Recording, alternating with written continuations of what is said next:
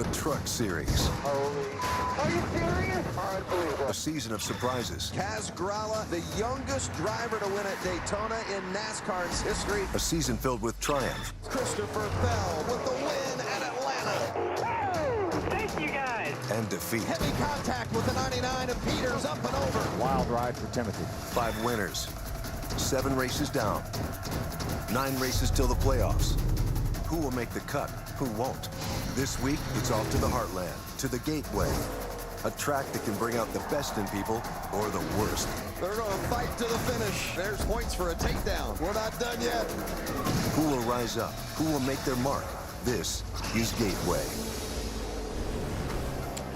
NASCAR came here for the first time in 1998, and the trucks are here tonight for their 17th race, the NASCAR Camping World Truck Series. From Gateway Motorsports Park with Todd Bodine, Phil Parsons, I'm Vince Welch. Our pit reporters are Caitlin Vincey and Hermie Sadler. Vince, Matt Crafton wants to put his familiar number 88 in the championship conversation. To do that, he'll need to win. To win at this racetrack, he'll need to change his luck in a big way. Look back at Matt Crafton at this racetrack, 2014, leading the race. He blows the right front tire into the wall, end up his night. 2015, John Hunter Nemechek, he's loose, he's into the 88. The 88 is into the wall, another bad night.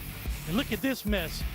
Tyler Reddick back across the racetrack, clips Matt Crafton into the wall. That's 3 consecutive finishes. They will not get it done for Matt Crafton. We'll see if he can change that tonight. Caitlin? Well, Hermie, keep an eye on Kaz Grala. He's fresh off 2 top 10 performances in a row, which includes a runner-up at Dover just a couple of weeks ago. And keep in mind, he does have that win at the beginning of the year from Daytona in his back pocket. Takes a little bit of the pressure off of him. Taking a look at Dover right here. Now, talking with this team, they've been making gains every single week. And his crew chief, Jerry Baxter, has had success here at Gateway. 2 wins, one with Bubba Wallace, one just last year with Christopher Bell. That experience and leadership will certainly help Kaz chase his 2nd win of the year, possibly here tonight. Thank you very much, Caitlin. And as we mentioned before, it's our 8th race of the season. We've had 5 different winners and a great list of drivers who will contend for their first tonight. And now, for the most famous words in motorsports, please welcome Chief Master Sergeant Roddy Martin from Scott Air Force Base. Drivers, start your engine! All right, let's go ahead and crank it up there.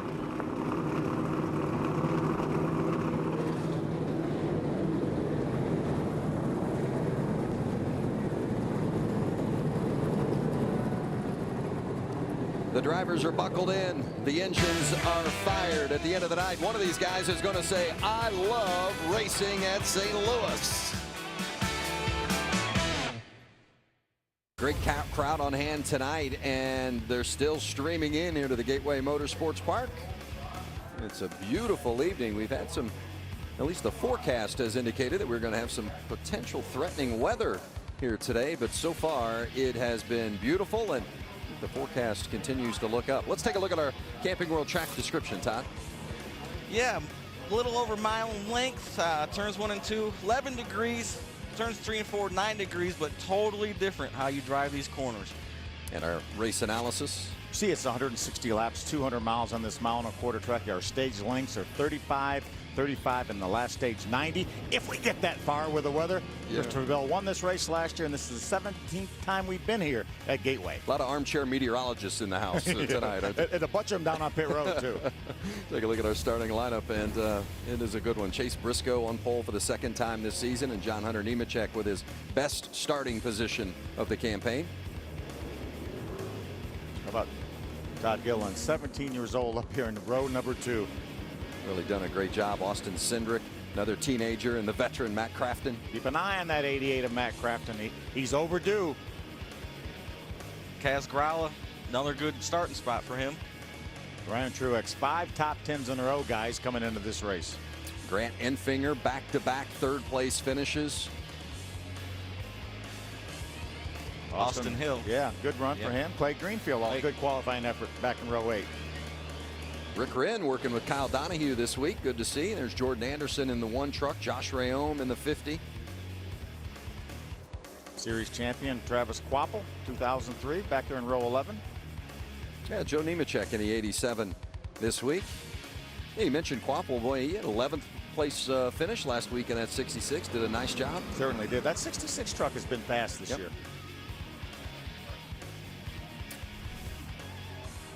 There's a look at our field, and now let's get some last minute stories from pit road, beginning with Caitlin. Well, Vince, Eddie Traconis is calling the shots on top of the box for Ben Rhodes. We practice qualifying in the heat of the day, race at night. What challenges does that present for you? Well, I think it's just like every time we come here, just the same. It's getting louder here. Definitely just it's hot, sleek. It was a lot greasy during the sun.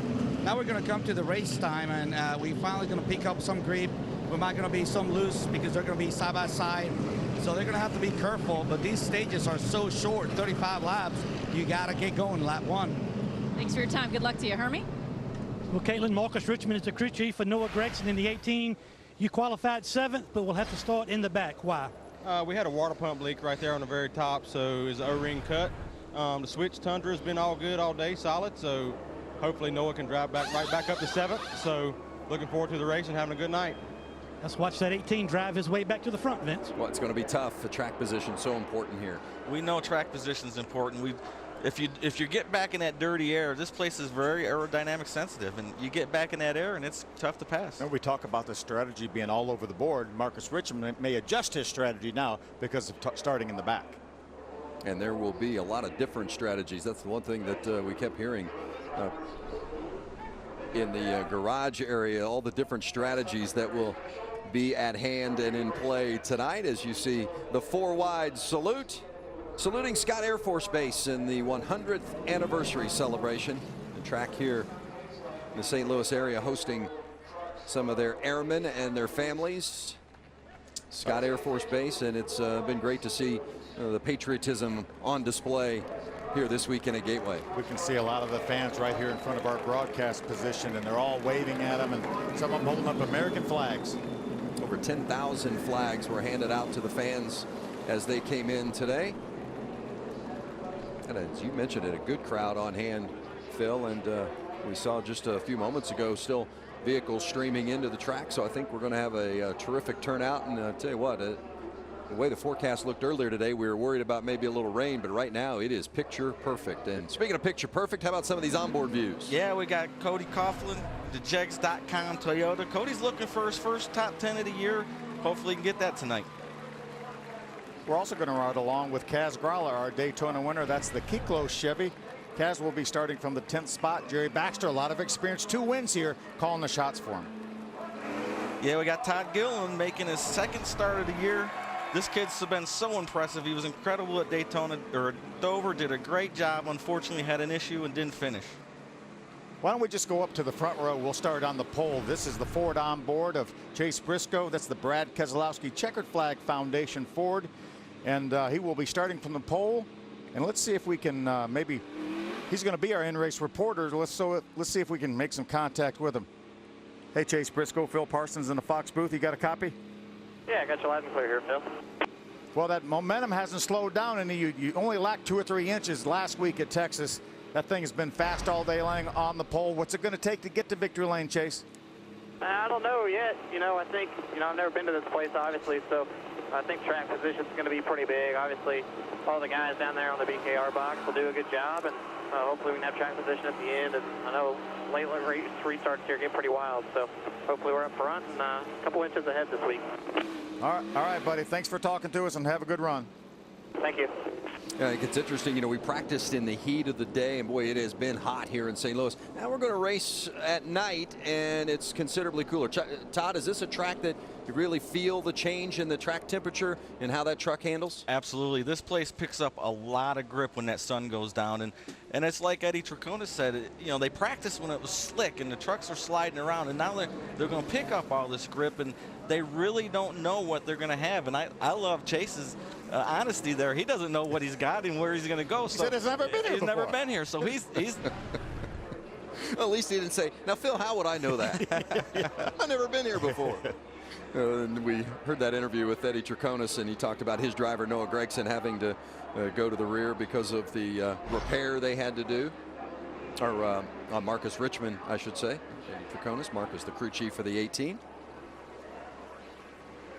Well, the sun is out. It's a beautiful evening here in the St. Louis area, and we are about ready to go racing. The pace truck will pull off. Chase Briscoe and John Hunter Nemechek in the front row. Briscoe, the pole winner in track record speed earlier today. A little bit different rubber on the racetrack. We just had an ARCA Midwest race here, run a little bit different type of tire. We'll see if that has any effect on these trucks. Briscoe, as the pole winner, had the choice to take the inside lane or the outside. He has chosen the outside, and the green waves. We're racing at Gateway.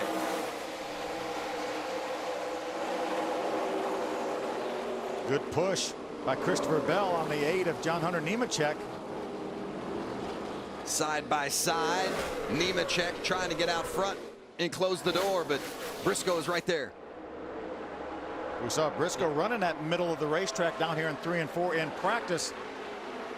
Let's see if he can do anything with John Hunter here. It looks like he's pretty good through the center. John Hunter good off the corner. Chase gave him lots of room. We see this place being so aero sensitive, and we've seen it before, guys getting sucked around down there, so it did a good job. Nemechek leads the first lap. Briscoe second. Todd Gilliland right there in that yellow machine in third. And here comes on the inside Matt Crafton, trying to get in there for fourth. We saw a 3 wide battle going down in turn number 1 and the backside of the top 10. How about Matt Crafton driving by Christopher Bell, or attempting to drive by Christopher Bell? A lot of folks in the garage talking about that 88 of Matt Crafton today. He was good all through practice, and you know, right there we watched Christopher on the outside. The thing pushed up a little bit. That was unlike that truck today. It was Austin Cindric in the 19. The 21 is Johnny Sauter. Okay, that 16 of Ryan Truex has been really racy. Look at him jump to the inside of Johnny Sauter. That's a battle for the 7th spot. Remember, Sauter had an incident in practice today. It collided with the 98 of Grant Infinger, had some right rear damage, had to repair that, hardly got any practice at all in that second and final practice today. So we'll see if that might have some effect on Sauter at some point during the race, or maybe in this first stage until they have an opportunity to make some changes to that 21. That 16 of Truex started outside the top 10, already up now to the 7th spot. He's been doing a great job all year. That truck's been fast. Scott's had it tuned up. Noah Gregson coming from the back. He had a great truck in practice. And qualifying as well. Qualifying. Had to go to the back, started the back because of repairs. Working his way back up through the field into the top 15 now. John Hunter Nemechek has led them all. But it's the early stages, 4 laps. And remember, this first stage, 35 laps. The second stage, 35 laps, and then a longer stage for that run to the checkers, a 90-lap stage. On board with Gilliland. Todd was one of the trucks in practice that I had noticed was really consistent. From new tires to old tires, the truck was fast, really turning the center of the corner. Obviously, he's got a good truck to start the race with. Todd, I really love his attitude. Vince and I talked to Todd Gilliland down in the garage area before qualifying, and we asked him what his goals were. He said, I just want to finish. I just want to run all the laps. And I think that's a great philosophy. And right now he's running great, running in the 3rd spot. If he could get a top 5, that would be terrific. Top 10 would be good. But I just love the fact that he wants to just run all the laps and get some experience and get some so these guys know him a little bit. Yeah, I thought it was great that he talked about, you know, sometimes you hear the guy say, oh, I've got such a fast truck, I think we can win. He's just talking about the experience, gaining the experience, running every lap. And I agree, Phil. I loved his perspective. Well, let's get more on Gilliland with Hermie. Well, Vince, as you guys said, this kid has a lot of ability. He's very talented. As you see a shot of his dad, David Gilliland, on top of the box, a true racing family. But this guy's really impressive. He was very disappointed in what happened to him at Dover. Had a great run going, potentially a top 5 finish. Had a suspension issue, was not able to tap that off, but came back here, was solid in practice. He did tell me he benefited greatly from being able to test here a couple weeks ago to really get a feel for the track and how much he, as a driver, could change the way the truck drove by how he entered these corners. So we'll follow him tonight and see if he can cap off another good truck and maybe have a shot to go to victory lane. Yeah, it's his 2nd start of the season. Ran also at Dover finished 20th there, but ran much better. Didn't get the result that he deserved or where he was running for sure. Remember, not even 18 years old yet, so he's not running the big tracks. Yeah, and he's already won 4 of the 7 K&N West races that he's run this year. And he was the champion in that series, the youngest champion I think we've ever had in the K&N West series. And right now he's got his eyes on that 29 of Chase Briscoe. Briscoe in second. They're all chasing John Hunter Nemechek. He's the leader. Boy, he looks pretty smooth in there, doesn't he? Yeah, what impressed me about Todd is the fact that he recognized how he can change his driving on this track in that test and make the truck do different things. And it usually takes a whole race for these kids, these young guys that have never been here, to figure that out. And he did it in a test session. Right behind Gilliland is the 88 of Matt Crafton. Caitlin?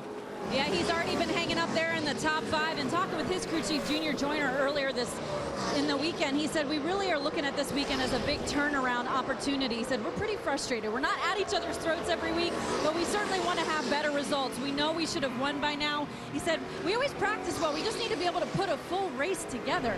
So all around, he said they've been happy with this 88 truck since it came off the trailer, but certainly they're hoping this is a weekend that they can capitalize with a win. It's been a tough place for Matt over the last 3 races, 3 DNFs, guys. Yeah, they're due, that's for sure, and nobody would be surprised if Crafton's knocking on the door tonight at the end of this one. Early stages of stage 1 for the trucks at Gateway.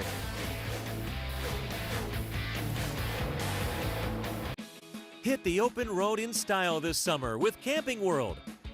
For a limited time, choose from 4 of our best-selling travel trailers under 4,000 pounds for only $134 a month, including the Mallard M185, comfortable for the whole family. Or explore your outer limits in the Satellite 17RB. Plus, enjoy a Good Sam Elite membership with every RV purchase. It's our lowest prices of the year, and it's only at your local Camping World Supercenter and online at campingworld.com.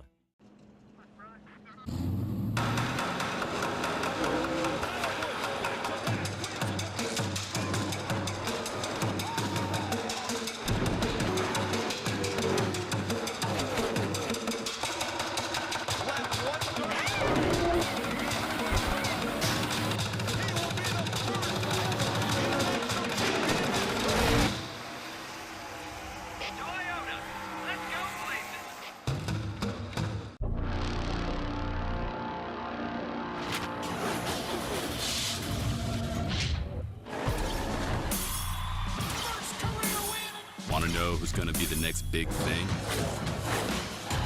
Here's the checkered flag. What a move. These guys have an idea.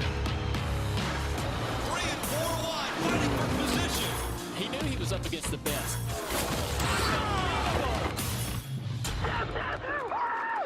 And that's how restrictor plates reduce air intake. Moving on. Drag is one of your biggest competitors. It slows you down, so make sure your car is streamlined. And don't forget to get an edge with drafting. Take advantage of the high-pressure air between your car and the one in front. Then you can slingshot. You guys taking notes? At the track, in the classroom, and online. Visit AccelerationNation.com or download the Acceleration Nation app today. John Hunter Nemechek continues to lead NASCAR Camping World Truck Series from Gateway Motorsports Park near St. Louis. 167 laps, 200 miles. Stage 1 is 35 laps in length, and we are on lap 15. Right along here with Chase Briscoe. This is the Ford on board. That gap is pretty much stabilized at around a half a second. John Hunter, shout out to that early lead. Chase Briscoe's kept him in check here. Chase was a little bit quicker that lap than John Hunter was. The only thing that's really changed this gap between the two is lap trucks. Where John Hunter catches them or where Chase catches. That's the only thing that's really changing in that interview. The lap times are very identical right now. Todd Gilliland, caught a glimpse of him right side of your screen. Look at that sun for just a moment there. Then it goes behind the billboard, so it could be a whole lot worse right there for sure. It's been a great rookie season for Chase Briscoe already. 3 top 5s. He's 4th in points. Was a career best second last week at Texas and second by inches last week at Texas. Yeah. You see this line the Chase just took through 1 and 2. That's very impressive. He goes in high, truck's turning through the middle good enough that he came off really low, and it allows him to get back to the throttle very quick. Here's his Brad Keselowski teammate, Austin Cindric.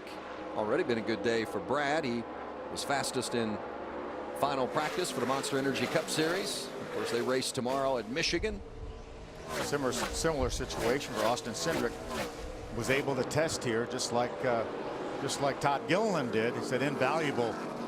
Not a whole lot of experience in these type vehicles, and Austin's doing a great job. Had that top 5 best career finish here a couple of races ago at Dover, hanging right in there with Christopher Bell, who's been fast each and every week all year long.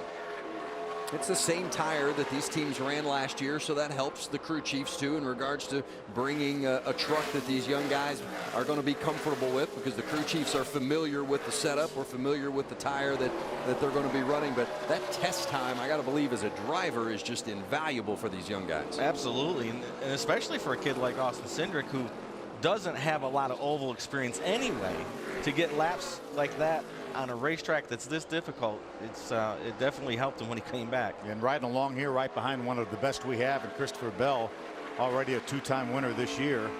And I love what you said, Todd, at the top of the show about how challenging this racetrack is because of the ends of the racetrack being so different. I mean, you're a crew chief and your driver said, well, I'm a little bit loose in this and I'm a little bit tight in the other end. Well, how are we going to fix that? What do you do there? Yeah, that is one of the biggest challenges as a crew chief. Is Briscoe for the lead on the outside of John Hunter Nemechek. We saw him playing with the outside a little bit in practice. Is John Hunter going to use that 50 truck for a pick? Oh, that's Josh Rayome in the 50. Briscoe had to get out of it.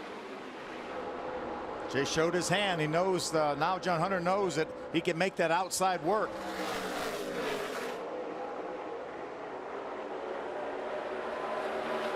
Good job by Nemechek too. He saw that lap traffic and he knew that Briscoe was right there on the outside, ran him right up to it. Nice little screen yes, there, wasn't indeed. it? LeBron would have been proud of that, wouldn't he? Chase is really getting a good run off that corner. Ryan Truex in the 16. Taking a look outside of Cindric, but he's got some lap traffic right there in front of him as well. Yeah, exact same situation that John Hunter was able to use that lap truck for a pick. 15 to go here in stage 1, and the laps go by quick on a 1.25 mile track. John Hunter Nemechek has led them all so far.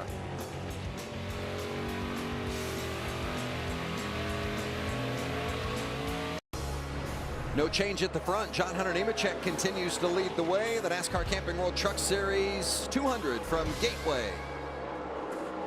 Nemechek has led them all 25 so far, and Chase Briscoe has been in close pursuit. Now Matt Crafton has taken over the 3rd position. Finally got around Todd Gilliland for that spot. Hounded Gilliland for many laps and finally made the move. He's been the fastest truck on the racetrack 2 or 3 of the last 3 or 4 laps. That last lap, John Hunter Nemechek was about a half a tenth quicker than Matt. You know, we talk about clean air, and certainly Nemechek has that, at least as far as the others behind him that are chasing him are concerned. But you're not really clean at any point now, are you, because of the lap traffic? It's difficult. Yeah, the lap trucks definitely punch a hole in there and they disturb it. So yes, John Hunter doesn't have perfect air, but it's still good air. Cleaner than the others. Cleaner than the others. Hermie. This we documented at the beginning of the race. The 18 of Noah Gregson, qualified 7th, had to start last due to a water leak with the engine. He made his way to 15th pretty quickly, but he is stalled out at that position. I just went and spoke to the crew chief, Marcus Richmond. He said turns 3 and 4, the truck is just way too tight. He'll have to make some pretty major adjustments to that 18 when he comes down pit road at the end of this stage so he can continue that march to the front. You know, it's interesting because some crew chiefs were talking about maybe not pitting at the end of stage 1. But if you're in that situation where your truck needs to have some adjustments made, that strategy is going to change. Yeah, I think so. I think Marcus Richmond will look forward to the opportunity to bring that truck down pit road and make some changes. And again, starting in the back, sometimes that opens you up to do a little bit different than what you had planned.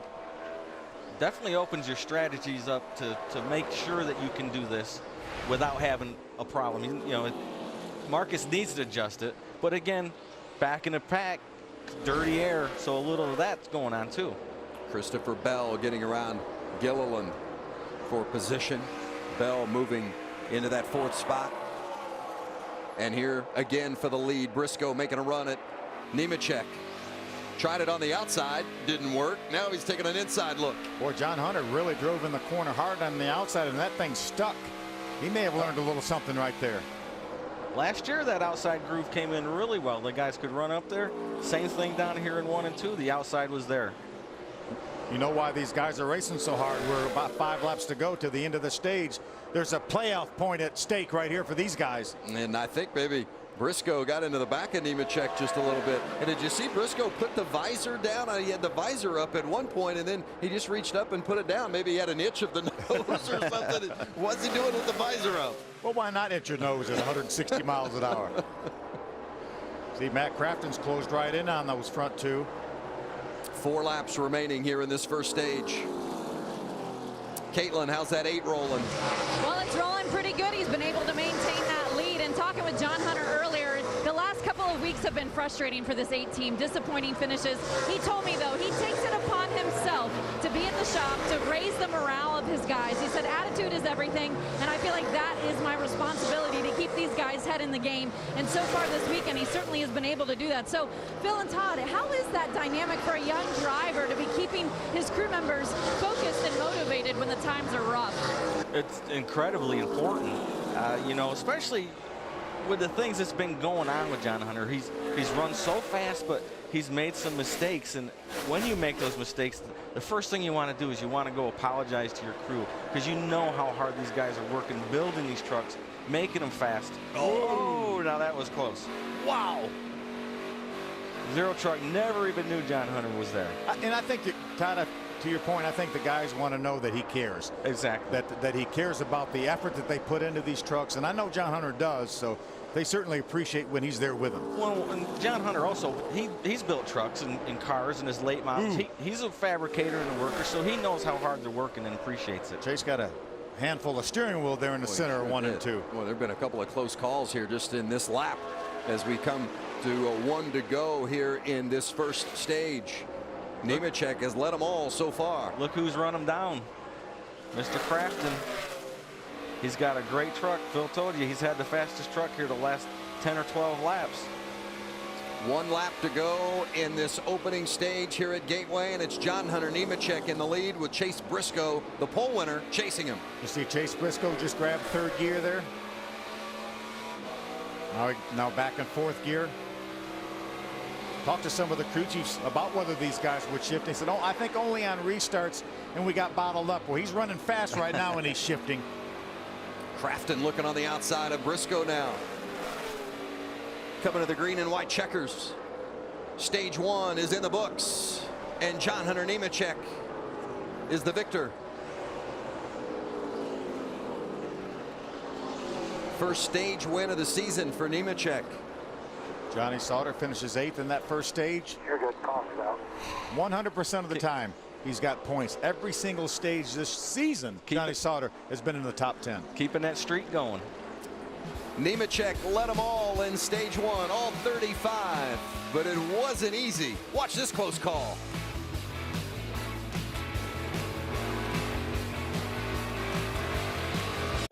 John Hunter Nemechek wins stage 1. Chase Briscoe, Matt Crafton, Christopher Bell on down the line, and each get a little point to put in the pocket. And of course, John Hunter gets that playoff point that he hopes will come in handy in the postseason. We're halfway through the regular season after tonight's race, and of course then we'd have 7 playoff races, but getting a little late in the game, you got to start pulling it together. Well, I think this sense of urgency is ramping up for these guys that aren't already locked in. For sure. Absolutely. Good look at Chase Briscoe. Ran 2nd. Chase Nemechek had a couple of runs at Nemechek for the lead, but then at the end really kind of had to play a little defense to Matt Crafton, who was challenging him for 2nd. There's a good look at Todd Gilliland, off to a good start. Solid start for Todd Gilliland. There's Kaz Gralla. Kaz right now just outside the top 10, just missed getting a point. Back in 11th. Cody Coughlin back in the 13th spot where he started. Pit lane is open. Trucks are on pit road, most of them, and Hermie Sadler's there waiting. Todd Gittlin bringing the 51 truck down to the attention of crew chief Bono Mannion in this Kyle Busch Motorsports race team. He dropped back to 6th. The problem for the 51 truck, he cannot roll turns 3 and 4. They're going to put tires on this truck. It'll be a wedge and a track bar adjustment to try to make him roll through the center of the corner, and it'll be 2 tires only for the 51. Caitlin. Well, looking at John Hunter Nemechek, the stage winner at the middle of your screen, he was telling his team, I need to be freer through the center. Exit of 2 and 4. They're going to make a track bar adjustment. 4 tires as well. Chase Briscoe at the bottom of your screen. He's already won the race off of pit road, guys. Yeah, Briscoe took those 2 tires. Also saw Crafton, Cindric right on down the line, but John Hunter Nemechek, who was our race leader, loses 5 because he takes 4 as you watch Crafton zip by that 8 truck of Nemechek. Watch Matt Crafton pull out right in front of the 19 of Austin Cindric. Pretty narrow pit road here. This is one of the narrowest pit roads we have. So John Hunter Nemechek, who's led them all so far, will not be the leader when we go racing in stage 2. John Hunter, this is Todd Bodine in the FS1 booth. You got another great truck tonight, and we just noticed that you took 4 tires. Is that a little strategy call on the part of you and your crew chief, Jerry Kennan? Definitely a call by Jerry Kennan. Same strategy we had here last year. It worked pretty well and got us up front at the end. So I can't thank all my NEMCO Motorsports guys enough. They've given me an awesome truck. So hopefully we can get through traffic, keep the nose clean, and be there at the end. All right, well, you've done a great job to this point. Good luck. Keep going them. Appreciate it. Maybe talk a little bit about that strategy when we come back from break. 2 versus 4, and maybe what that sets you up to do next time around.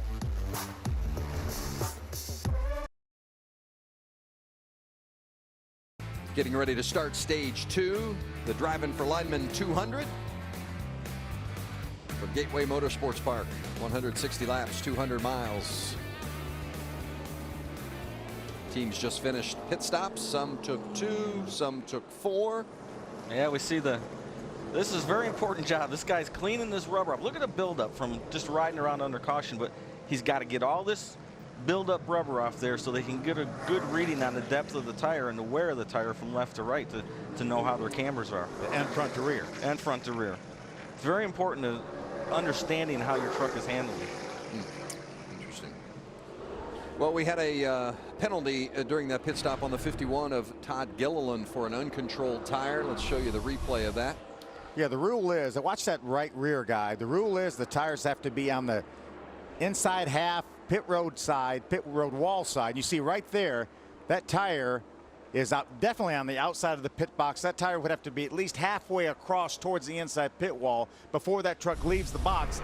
They didn't do that. He's going to have to go to the back. Yeah, to me, that looked like just a mental error on that tire carrier. He was in no hurry to get that tire away from the truck to the other side of the wall. It's a shame. Todd was up in the top 5 running well, but he's got a good truck. He can get back to the front. Now, am I the only one thinks that's kind of picky?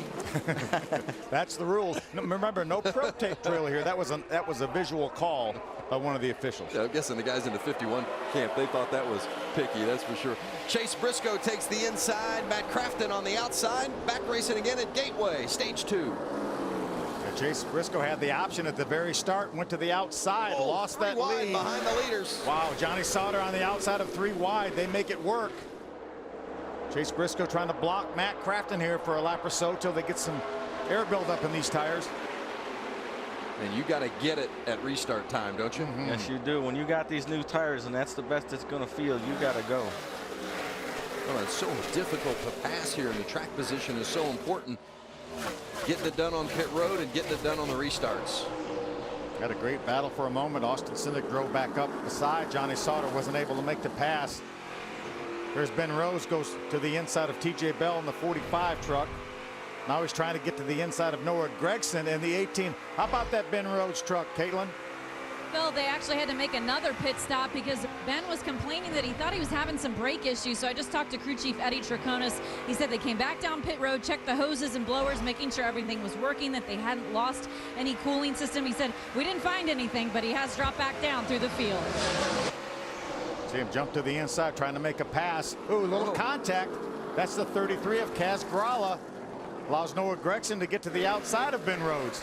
Noah's in that 18 truck. Rhodes and Gregson side by side, and it was Gilliland and Grala right behind him, too wide. These guys are racing hard here with 25 laps to go in the second stage. On board with Cody Coughlin, looking back at Gregson. Look at these guys in the outside lane, Phil. Now that groove is out there now, so we're seeing real easy 2-wide racing. As you mentioned, the outside groove really came in well last year. The farther we go, it looks like the better it gets. We've always seen 2-wide down here in 1 and 2, but it's great to see it in 3 and 4, and you guys can make a pass down there. Get on the outside and make a pass. How about let's go 3-wide down into turn 3. Kaz Grala challenging and inside of Gilliland.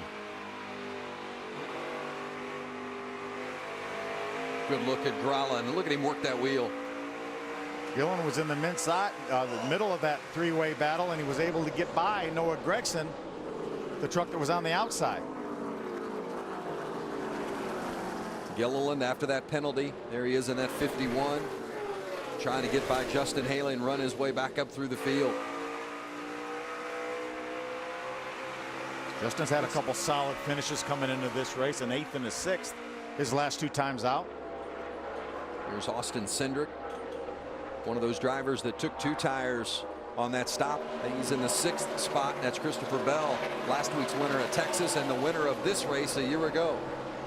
Looked like Christopher got a little tight on the outside of him down there, and that's not normal for this Ford truck. It always rolls really well, stays free, and I'm very surprised with that. We were talking to Rudy Fugle earlier, and he said he thought they were good. Maybe not great, but they thought they were good. Might have another time or two to adjust on this truck too to make it better. The sun has gone down, and we got a little different racetrack. How does that change the track when the sun goes down? Well, basically, a racetrack picks up grip. So if you're a little tight, you get a little tighter. If you're a little loose, you get a little looser, because the racetrack just gains grip. So whatever end is not sticking slides a little more. Couple of teammates there, the 51 of Gilliland and that 18 of Gregson, now back on board with Kaz Grala. Those guys just outside the top 10. Gilliland's in 12th, Gregson 13th, and Kaz in 14th.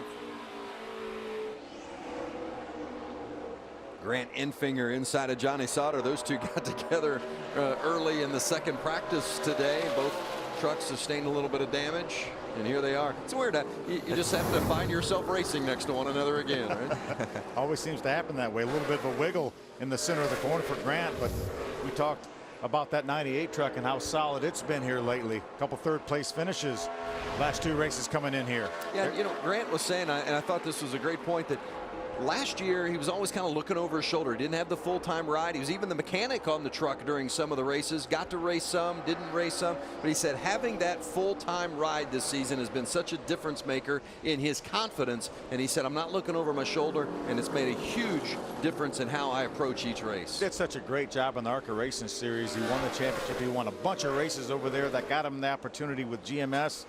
He made the most of it. He went to Victory Lane at Talladega last year, and then when a full-time ride opened up here at Thorsport, he jumped on it and has been doing a great job. Yeah, how about Enfinger last year? He wins at Talladega, and then the very next week at the racetrack, he's the mechanic on the truck. Yeah, absolutely. And a good one. Yes. He's a good fabricator and good mechanic. Our leader right here, Chase Briscoe, will tell you the same story. He was at Cunningham Motorsports, just helping those guys out. They gave him an opportunity. Full-time in ARCA last year, wins 6 races, dominates that series, gets the championship, and it brings him to this opportunity with Brad Keselowski and Ford. Now, John Hunter's got up here to 3rd now with those 4 tires. If I'm John Hunter, I'm get to this point right now, and I'm going to start cooling it. I'm going to save my tires, save those left sides. And, you know, I think that one of their strategy here is to come in the second segment and only put right sides on. So he needs to take care of these tires and not abuse them right now. Yeah, the 2 in front of him, of course, as we switch off and see Truex and Christopher Bell going side by side. those two leaders, or Briscoe the leader and Crafton running second. How about that? A little sideways by Ryan Truex. Got a little bit loose underneath that Ford truck. Cost him some momentum trying to keep the 27 out. Ben Rhodes behind him. We talked about in the open how this track is very aerodynamic, and it is. See Cody Coughlin having a great run with his Toyota on board. Right now in the 10th spot, looking for his first top 10 of the year. He's had some tough luck. He's run really well at times. He's definitely learning every week. You can see the progression in his driving. And as I was mentioning, the two in the front, well, one is in the front, the 29, but the two in front of Nemechek, as you mentioned, Todd, Nemechek's got the 4 tires. The 29 of Briscoe, the leader, and the second place truck of Crafton each have just 2 tires. Side by side, hang on to that. It's fun at Gateway. Back at Gateway, the NASCAR Camping World Truck Series. 10 laps away from the end of stage 2. John Hunter Nemechek was the stage 1 winner. Good look at Chase Briscoe. He's spent much of the evening either first or second as we take a look at our Ford track facts. Been a good day for Briscoe. He and his teammate Austin Cindric both been running up there in the top 10. Chase comes in here 4th in points.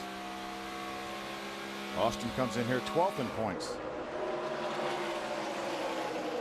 So you've done a day's work if you can stay ahead of that Ford truck this year as fast as it's been. Absolutely. And Austin Cindric is doing that right now, right between Johnny Sauter and Christopher Bell. Both of those guys already winners this year. Talking about going to school, but even between those two guys, right? Bell taking a look on the outside of Cindric. Austin tried a little block down. Oh, we're getting a little loose. Stay off him. Stay off him. That's that arrow. Yeah. Down in 3 and 4 especially. It's such a long corner with so much speed. It's just arrow sensitive. And the guys, it's so early in the race. We're only 8 laps to go in stage number 2. Just give it up. Christopher Bell had a run on him. Don't take a chance of taking yourself out or the other driver out as well. So I think Austin did a great job just forfeiting that spot. And that's part of that learning curve that Austin is going through as racing on these ovals that he's not used to, and understanding how to race and when to race. But he's doing a great job tonight. Check in with Caitlin. Well, we documented how Ben Rhodes had to come down pit road twice for a possible brake issue, but he's worked his way up through the field 7 spots, and he's currently 8th there. But talking with Ben earlier, he told me he's made the commitment this year to go every Monday, driving from his hometown of Louisville, Kentucky to Sandusky, Ohio to be at the racetrack. He says he brings the team donuts on Monday. They go for a team lunch as well on Monday to talk about things. But he said, I've really raised my commitment level to this team so far this season, and it has certainly shown. But he's still chasing that first win of the year. Hermie? Well, Caitlin, the 33 of Kaz Grala, already off to a great start this season. Won at Daytona, 2nd place at Dover. But tonight, a little bit of a struggle so far for the 33. He's been too tight, especially in turns 3 and 4. His crew chief is Jerry Baxter, who crew chiefed 2 victories at this racetrack in the last 3 years. He went to victory lane with Bubba Wallace and with Christopher Bell. He told me early today that setup just did not work as well for Kaz Grala, so they are still trying to find the right balance on the 33 for tonight. It's been a good couple of weeks for Grala. He finished 2nd at Dover, and even though he was 10th last week at Texas, Jerry Baxter said he thought that was their best weekend of the season. They unloaded off the truck fast to start the weekend and really executed well throughout the course of the race. And to take a top 10, they felt like they could have even been better, but he just loved the way they executed on the weekend. Just getting better and better. Great battle for 5th here between our championship contenders. Johnny Sauter on the outside, Christopher Bell on the inside. Sauter the points leader. Bell trails him by 40 points, but Bell's got 2 wins. Sauter just 1. We watched Christopher gain a little bit underneath in the center corner. He got to the throttle, but the truck must have taken off pushing and had to get back out of it. And I love this stage racing because these guys will not give up. They'll go for each one of these points. Christopher Bell knows there's a point out there that 21 truck has, and he wants it. That's the battle for third on the left-hand side of the screen. The 8 of John Hunter Nemechek has third, and the 98 of Grant Enfinger wants it. And you've got that Bell Sauter matchup on the right side. We saw a little earlier, Grant was right up on John Hunter, actually trying to make a pass on him. Not quite as strong as he was before. Stage 2 winding down, coming to 2 laps remaining in this second stage. And remember, at the end of stage 2, this race will be complete. We talked a little bit about the potential for rain here at Gateway. Looks good now, but if we do get this second stage complete, which looks like we're going to, then the race would be official. I tell you, Johnny Sauter, 21, Christopher Bell, the 4 trucker, really driving hard here. Johnny trying to hold that spot. Christopher trying to grab that spot at the end of the stage. Points on the line as you look at the 29 of Chase Briscoe, the leader, and Matt Crafton running second. Christopher going to try the outside. Yeah, Johnny's not going to contest this. Yeah, what a run through the center of the corner for Bell. Both of these trucks look a little too tight to me, and Johnny's definitely worse than Christopher. It's the final lap of stage 2. There's your race leader, Chase Briscoe. Broke the track record. Clear by 4. Coming to the green checkered this time. Broke the track record in qualifying earlier today. Remember, these 2 trucks took 2 tires at the end of stage number 1. And here comes Chase Briscoe to get the green and white checkers and win stage 2. John Hunter took 4 tires at the end of stage 1, and he holds down the 3rd spot. Well, 2 versus 4 the first time around. Going to create some decision making here in pit stop number 2. If you took 2 the first time, you got to take 4 this time? I think you do. I think you do. We're going to find out. Chase Briscoe, stage 2 winner at Gateway.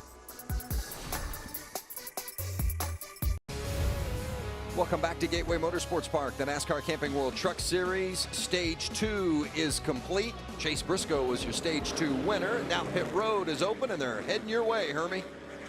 Vince Grant Enfinger is on the move. He qualified 14th, currently 4th. He's got a straight shot into his pit and out of his pit. 4 tires and fuel. They're going to make a wedge adjustment in the right rear to free this truck up a little bit. Caitlin. Well, looking at Matt Crafton in the middle of your screen, he's got a Hendrick Motorsports Development pit crew with him today that actually pitted at the Xfinity race in Michigan and flew here to be with Matt Crafton, but he's pretty happy with his truck. Said, I just need some water, no changes. Chase Briscoe at the bottom of your screen, our stage winner. He said, I fired off 3 off of 3 and 4, but tightened up over the run. His crew chief Buddy Cisco saying, we'll do 4 tires here. They did 2 last time. He said, have fun, no pressure. Guys? Christopher Bell is going to win the battle off of pit road with 2 right side tires. Chase Briscoe will come off pit road 4th with 4 tires. So Bell took 4 the first time, and much as we discussed, the guys that took 4 the first time around would come back with 2 the second time, and vice versa. Chase Briscoe has scored the most points so far with that stage 2 win. John Hunter Nemechek won stage 1, by the way. So those are the points earned so far tonight through the 2 stages. Yeah, let's see if we can talk to that guy that has the most points in the 2 stages. Hey, Chase Briscoe, Phil Parsons in the Fox booth. You got a copy? Phil. Well, that thing looks awfully good in clean air, Chase. Now, you guys put 4 tires on that time. Buddy Cisco may be doing a little strategy for later on. Got a couple trucks in front of you. What are you going to do to get by them? Hopefully just get a clean restart. You know, typically restarts here are pretty hectic, and we're just you know, luckily starting on the outside, I think should be okay if we wanted to. So just got to take our time. We obviously have a fast Cooper Standard Ford F-150 and just take care of this thing. Done a great job so far, buddy. Just keep it going. Thanks, guys. How important are those tires? We're going to find out on a beautiful night at Gateway.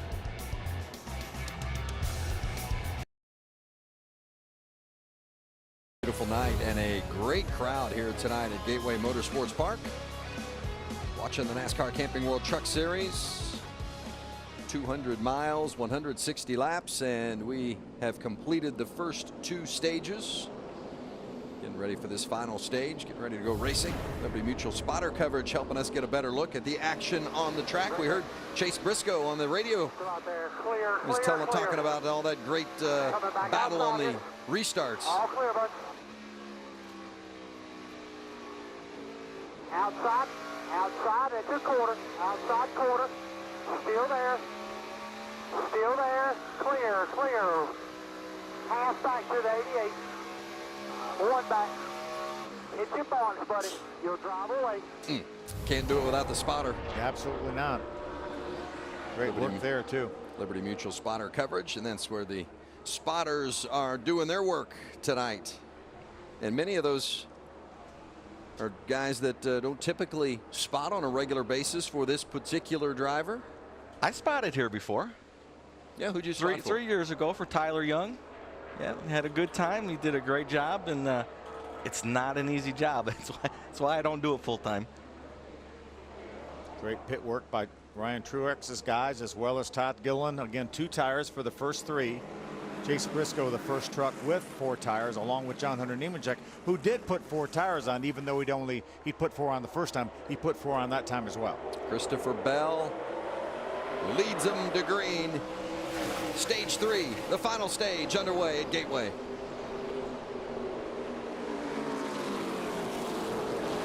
Chase talked about the outside line he thought would be the good line for this restart. Already to the third, going for second, side by side with Truex. On the backstretch. Infinger taking a look inside of that 51 of Gilliland. Well, Gilliland recovered nicely from having that pit lane penalty. Inside the top 5. Yeah, that Infinger truck has really been fast. That bright red number 98. He was in the 4th spot at the end of that stage just now. Christopher Bell has now led in 7 of the 8 races we've had this season. Back out in front. A couple of real fast trucks there battling side by side. John Hunter Nemechek gets the advantage over the 88 of Crafton. That's a battle for the 6th position. And Nemechek won stage 1, while Crafton was 3rd in stage 1 and 2nd in stage 2. Now they find themselves back in that traffic a bit. I think Chase Briscoe would love to try to make the move on Christopher Bell. He's going to try to get to the inside right now. Watch his hands work. For the lead, Bell on the outside trying to hold off Chase Briscoe. And that thing rolled to center corner, got to the throttle, and drove right up underneath him. You want to use those 4 tires when they're new. Going to get loose. He's getting loose there on the inside. Saved it.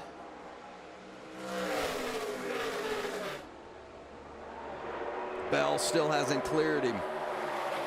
And Truex right there to pounce. Chase drives it hard down in the corner. He's got him cleared if he can pull up in front of him. Wow. How about Briscoe? He made the move to hold off Truex and made the pass to get Bell for the lead. He's a multitasker. Wow. And now Crafton. Matt Crafton finally gets by John Hunter. He's been working on him. Trying to go after one of his teammates, the 98 of Infinger. ThorSport's got 2 good trucks tonight, that's for sure. Chase Briscoe back to the point. He's led 35 laps tonight, 2nd most. Nemechek led 39. Nemechek led all the laps at the start of the race, the entire stage 1. Guys, how about that truck running in the 3rd spot, Ryan Truex? It's no surprise. He's been there all year long. 5 top 10s coming into this race. It's amazing what Shiggy Hattori has put together with some people. Scott Zipadelli over there calling the shots. Rich Bergdorf over there, truck chief. Mike Gricci over there running the operation. It's an amazing job that they've done, Caitlin, improving this team from last year to this year. Yeah, absolutely. And I was talking with crew chief Scott Zipadelli earlier. He was saying we feel like we've been able to build it from the ground up. Also, we just feel like we have a lot of freedom within the organization to make decisions. And he said that Ryan also has been spending a lot of time at the shop. He said he's very engaged with our team. Also, we've talked about different spotters that have been helping these teams on the standalones. Ryan actually has a guy by the name of Robbie Fast, who was a spotter for Scott Dixon in the IndyCar Series for Ganassi. He's the one who has helped guiding him around this racetrack today, guys. Yeah, how fast Robbie Fast, an excellent spotter, long time, and Rhodes getting a little loose there. Robbie Fast, a long time spotter in the IndyCar series. These guys are racing like it's the last lap, and we have 77 laps to go. They had me scared down there in 3 and 4 going around that lap truck. Look at Kaz trying to go around the outside of Noah Gragson. Cody Coughlin, that Jegs truck gets to the inside of Kaz. These guys just outside the top 10 right now. You got to be careful doing that right there. I got spun out once going into that corner by trying to block a guy. Right in front of that 18 truck of Noah Gragson is Johnny Sauter. Johnny came in the pits in about the 6th spot, came out in 13th at the end of stage number 2, trying to make it up now. Back to Crafton on the inside of Nemechek for 6th. Nemechek holds him off. Oh, it's been a clean race. We've only had the only 2 cautions we've had have been at the end of stage 1 and stage 2. No incidents to speak of. Hope I don't jinx us as Gralla works inside of Noah Gragson for position. Yeah, good run through the center and off the corner for Kaz. Should be able to going to tuck in behind the 18. Just didn't keep that momentum down the straightaway. That momentum on the outside is a lot off of turn 2. That's just outside the top 10, Hermie. They've been working this 18 pretty much all night. Vince, still a little bit too tight. They took 2 tires last time down pit road, made a track bar adjustment as well, but just cannot get this 18, especially in turns 3 and 4, to roll like they needed to maintain the speed. Caitlin. Well, looking at Johnny Sauter in the 21 truck, he had a little bit slower stop on pit road, a little bit of a hiccup. Those right rear lug nuts were not securely fastened, so they had to spend some time on that because they had popped off. That caused him to have a longer stop, fell back, but he's starting to creep his way back up through the field, guys. Yeah, Sauter up to that 10th spot. But no change at the front. Chase Briscoe continues to show the way.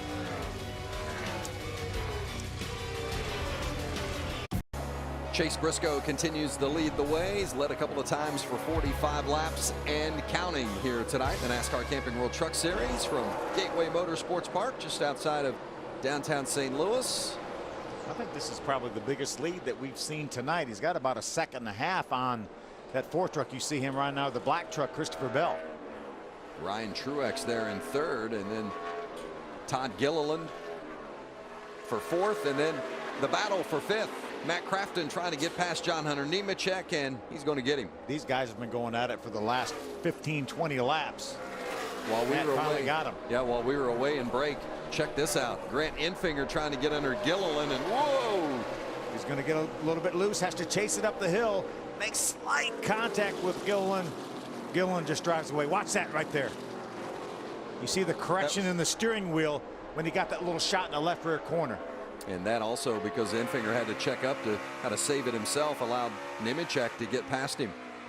So tried to gain a position and ended up losing one.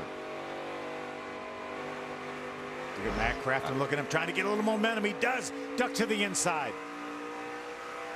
Crafton, the veteran, trying to take advantage of the kid. Remember, the 51 of Gilliland took 2 tires at that stop. Matt Crafton has 4. Is he struggling with that 51 at all, Hermie? Well, you said it, Vince, 2 tires versus 4. You know, they lost all their track position with a pit road penalty. Had to go all the way to the back of the field. So they came in, put their other 2 tires on the previous stop. But last time down pit road, trying to gamble and get some of that track position back, they did put 2 tires. Pretty good balance, but he is not holding up to the 4 tires that are running him down right now. Yeah, Nemechek gets him, and now there's the 98 of Enfinger. And all the crew chiefs on pit road right now, all the engineers are documenting this. Okay, this guy had 2 tires. This is his lap time after 10 laps, after 20 laps, after 30 laps, because they're going to have to make a decision here pretty soon on their last pit stop as to what to do. Ben Rhodes and Johnny Sauter, that 27 of Rhodes on the inside of Sauter, the series points leader, defending series champion Johnny Sauter. After seeing what I've seen, You're going to ask me if I want 2 or 4. I'm going to ask for 4. I want 4 tires Give me as well. 4. And right now, with 64 laps to go, these guys are probably in their window. They could make it the rest of the way from here. Next week, we're going to be in Iowa. Camping World Truck Series racing Friday evening, 8 o'clock Eastern. And then the following night, Saturday night, the Xfinity Series. Boy, they're going to always put on a great show in Iowa. The teams love going there. The fans always come out in force.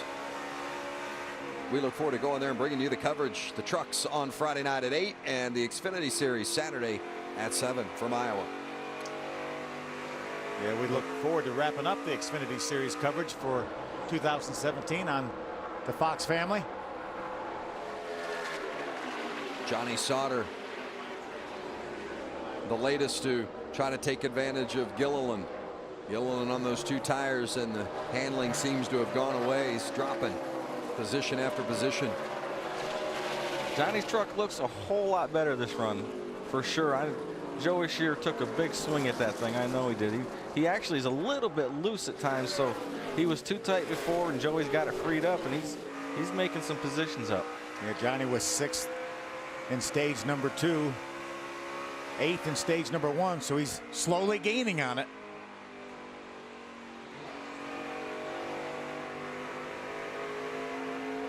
$60 laps remaining at Gateway. Chase Briscoe continues to lead the way.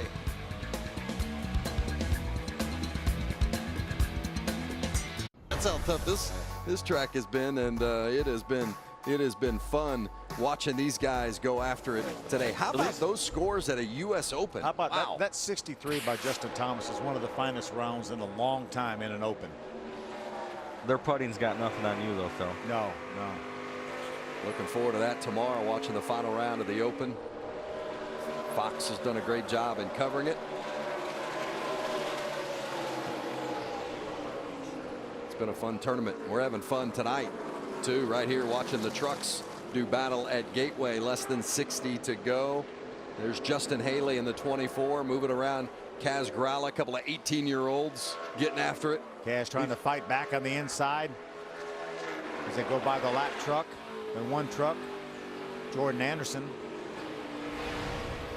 These 5 drivers have been racing hard for about the last 20 laps. Not giving an inch either. Again, the sense of urgency is ramping up. How with 54 laps to go, we know we have to make another pit stop, but you want to have the best track position you can have when that pit stop comes.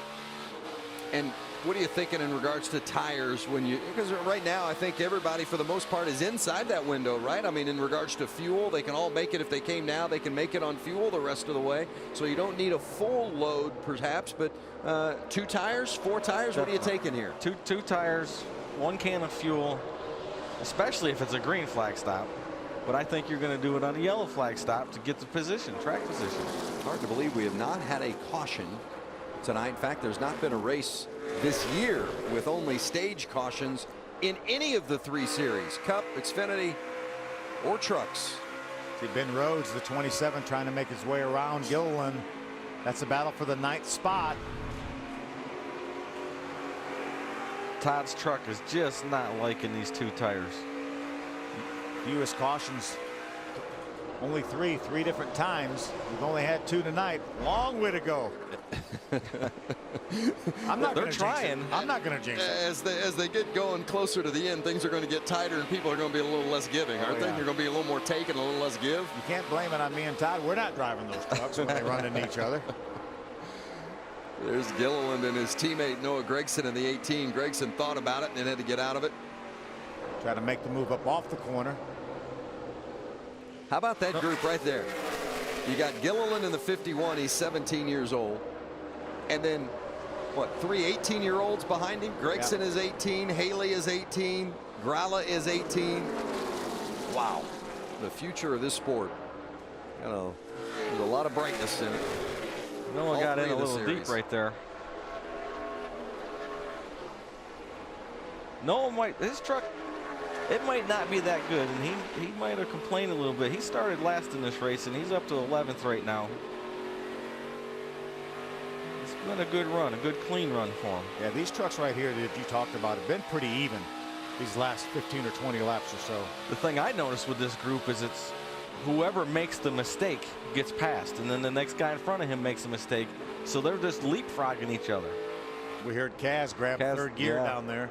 And nobody's leapfrogging this guy. Chase Briscoe is stretching it out. 2.5-second lead over Christopher Bell. What's going on with that 4, Caitlin? Well, we've seen him all season long emerge as one of the most consistent drivers in this series. 2 wins, 5 top 5 performances. He also attributes a lot of that to his crew chief, Rudy Fugel. He said it's just made him a better driver all around and much more confident also. And in talking with Rudy, he told me he really enjoys the role that he plays.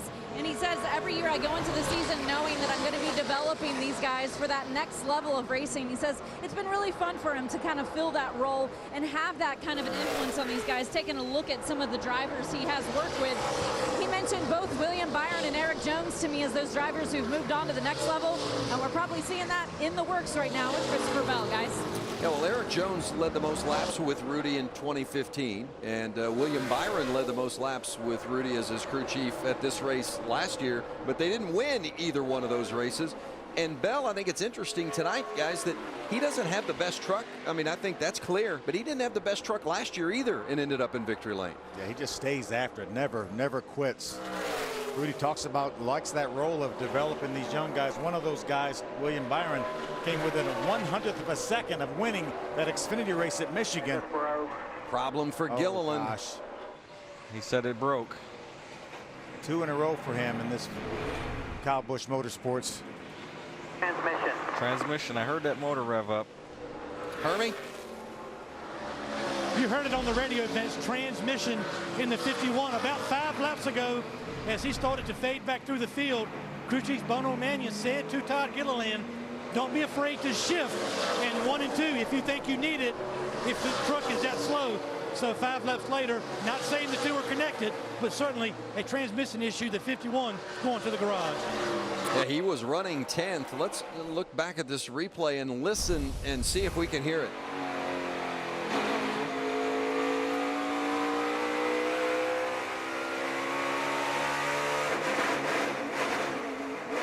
Yeah, trying to go from 3rd to 4th, that 3-4 shift, and not sure if he just didn't get it all the way in gear or exactly what happened there.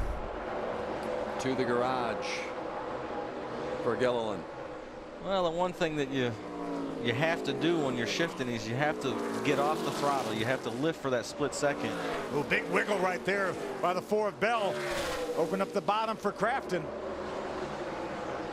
Can Matt Crafton get Bell going down into turn 3? Couldn't capitalize.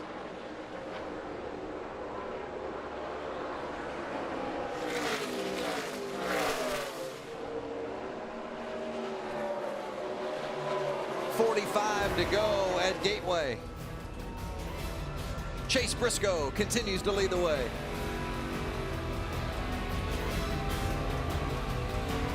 At AutoZone, we know you don't need an expensive new tool. That's why we loan over 100 specialty tools for free. Bring it back when you're done. Do other people know about this? Well, yeah, I mean, maybe. Let's get you what you need. Get in the zone, AutoZone. Where are Mom and Dad? Save money on motorcycle insurance with Geico going up the country. Love, Mom and Dad. I'm taking a nap. Dude, you just woke up.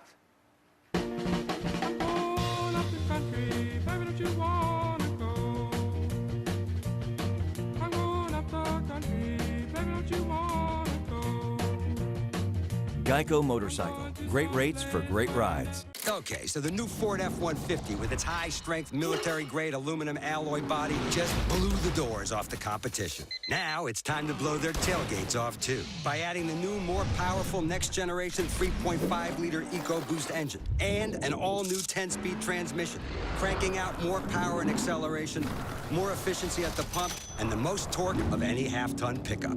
This is the Ford F-150. Boom.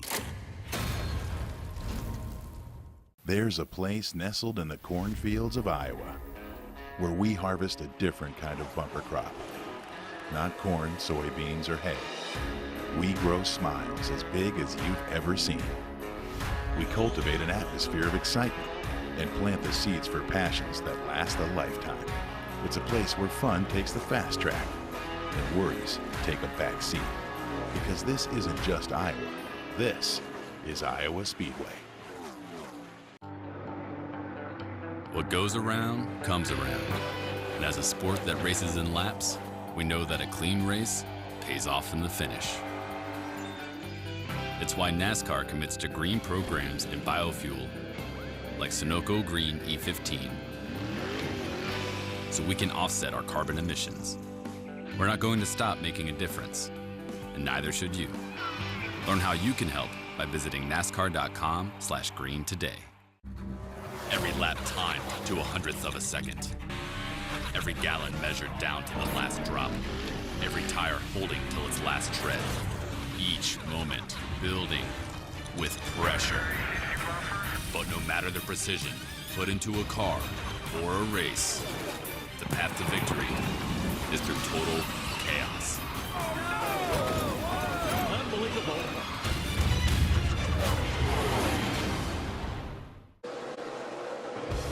Not the way you want your race to end, Todd Gilliland. In the garage, has climbed out of his Toyota Tundra and is going to be done for the night. Had a transmission issue. They were trying to figure out, it looked like maybe the snap on his Hans had come loose, and they just wanted to make sure that that wasn't going to be a problem anytime down the road. Obviously not the rest of this night, but moving forward. Let's get a word with Todd with Hermie. Yeah, Vince, no DNFs in K&N or ARCA in his career, and 2 in a row in the Truck Series. Very disappointing for the 51. What was the issue? We heard something going on inside the truck, but what put you out? Yeah, I just wouldn't go into 4th gear right there. I still can't thank everyone at Kyle Busch Motorsports enough for this fast pedigree Toyota Camry or Toyota Tundra. Man, that was my fault. I started shifting and it ground one time, and I tried the next time and it wouldn't go in, no matter how hard I pulled it. So, man, I hate to do this. I need to be finishing these races and learning, but I still learned a lot out there. Still can't thank everyone here enough. That's Todd Gilliland. He's done for the night. Yeah, this is, I've raced this racetrack a lot, and I never found speed in shifting, and I never was a proponent of it. And this is one of the biggest reasons, because you miss a shift, you can blow the motor, you can break the transmission. There's too many things that can happen. And I never liked it, never wanted to do it. But nonetheless, a solid effort, though, for Todd Gilliland. I don't think he ever was out of the top 10 this entire race. He was 10th when the transmission broke. Yeah, came back from that penalty, that pit lane penalty, and drove it right back up into the... once he got back into the top 10, exactly. Right back into the top 10, as you see Matt Crafton making the pass of Christopher Bell for second. Christopher finally slid up the racetrack and gave Matt the inside. We've been watching Matt working on it for a lot of laps, and it only takes that one mistake. Oh, looks like he got moved up the racetrack. Might have been a little bit of help there by Matt. Matt felt like Christopher needed to be on that top lane a little bit, so he helped him get up there. Excuse me, I'm coming through. Yep. But that was about as light, as discreet a touch as you can give right there. And you see Matt now opening up 4 or 5 truck lengths over Christopher Bell. And I think this is really important too. I mean, you want to obviously go as fast as you can, because guys, it's not out of the question that we're going to have some green flag pit stops here another 15 laps or so. You want to get as far away from that 4th truck so you have that much more cushion when you come to pit road. Yeah. And you don't want Chase to get any more cushion on you. He's got almost a 4-second cushion on Matt right now. And Matt Crafton was the faster truck on the racetrack that last lap. Maybe the first of the pit stops coming right here with Ben Rhodes hitting pit lane. There are only 53 laps here. This is really early for Ben Rhodes. They may be gambling though, just try to cut the remaining laps closer to in half. Everyone is going to have to stop again, including our leader Chase Briscoe. Now, if I'm stopping this early, he's going to have to put 2 cans or at least 1.5 in. We might as well put 4 tires on it. Caitlin. Well, Ben Rhodes has had 2 top 5 performances in a row, and he's been running pretty well despite that little issue where he thought he had a brake issue. You see them make a chassis adjustment there, and they're also going to go ahead and make it a 4-tire stop. for the 27, guys. Fuel in it. Going to get him to the end. And 4 tires. And here's Cody Coughlin. We're going to start seeing these stops. I think they essentially cut the end of the race in half, or the remaining laps in half from the time they pitted after stage number 2. And ideally, you'd like to think, hey, let's wait until we get a caution. We've had no cautions tonight. Right. The only cautions we've had have been for the end of stage 1 and the end of stage 2. But these tires have lasted so well. They've been so fast. I don't see a huge pickup with lap times on these new tires. They will keep an eye on Ben Rose to see what that truck will run on new tires, as well as Cody Coughlin.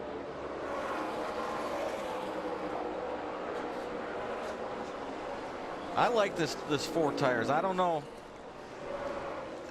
It's going to have to go green the rest of the way for that to pay off. I want to know where it's at and how much you think you're going to have to get slowed down. So Communication between Buddy Sisko, the crew chief, and Chase Briscoe, the driver. 30 laps remaining. Remember, everybody's got to come to pit road again. Bad news for the 13 of Cody Coughlin. Too fast on pit road. Will have to serve a pass-through penalty. Here comes Bell. Christopher Bell pitting from 3rd place. As the green flag stops continue. This is the truck that everyone will keep their eye on, how fast he is when he comes back on the racetrack. He took 2 tires on his last stop. Got to believe he's going to take 4, like Todd said. If you're going to split this race up in halves, you might as well take 4 tires. Exactly. And one thing I've noticed here, Matt Crafton has cut that lead down considerably on Briscoe right now. Caitlin. Well, as you mentioned it, on the last pit stop, they did a 2-tire stop for Christopher Bell. Looks like they're going to go ahead and make it another 2-tire stop for him. He's on the hunt for a 3rd win so far this year. And Matt Crafton also making his way down pit road. This is one of the races they really felt like they needed to have a big turnaround, because this track has not been good to him over the years.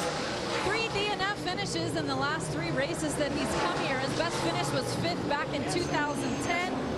They're going to go ahead and fill it up with fuel and no tires for Matt Crafton. Big gamble there by Junior Joyner.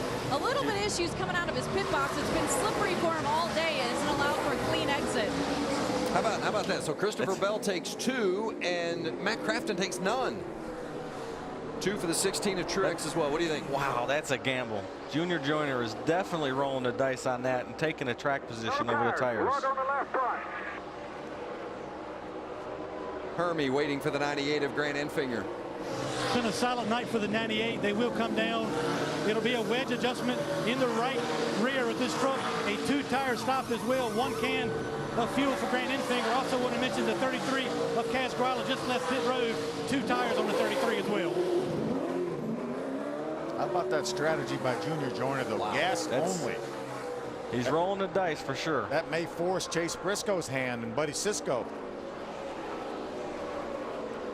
Johnny Sauter locks up the brakes to get it slowed down before the timing marks start. Here comes the 29 to pit road. Let's see what Chase Briscoe, Buddy Sisko is going to do.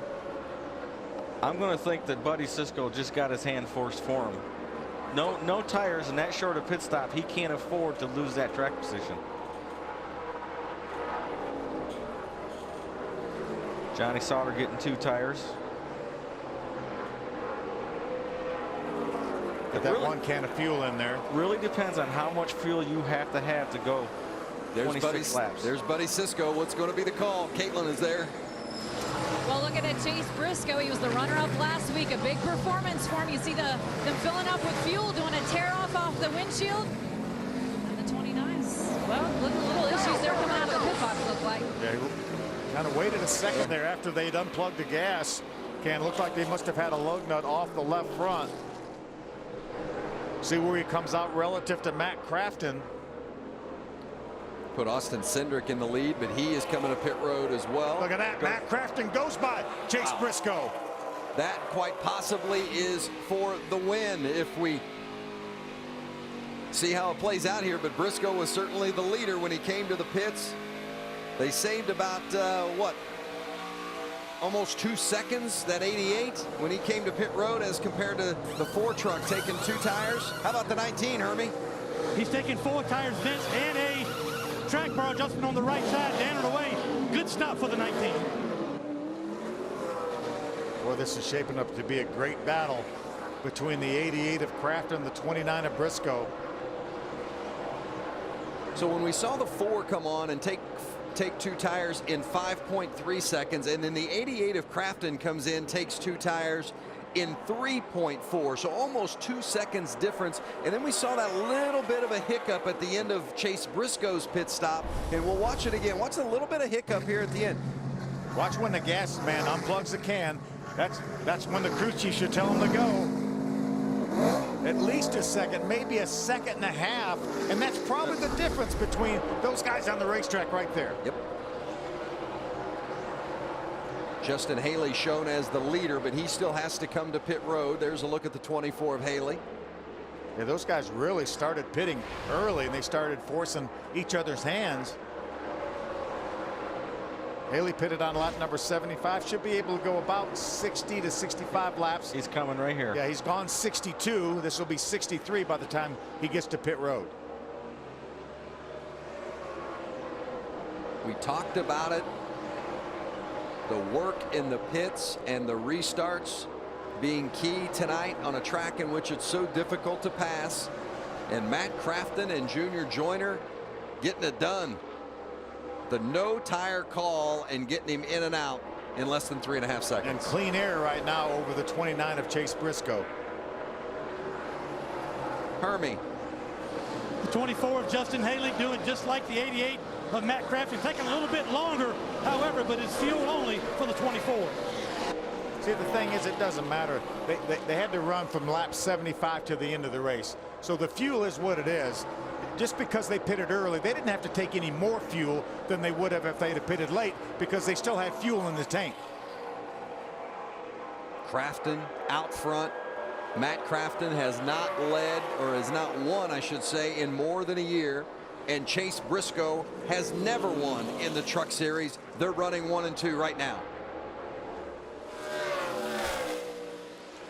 And right now, these two are lap time for lap time matching each other every single lap.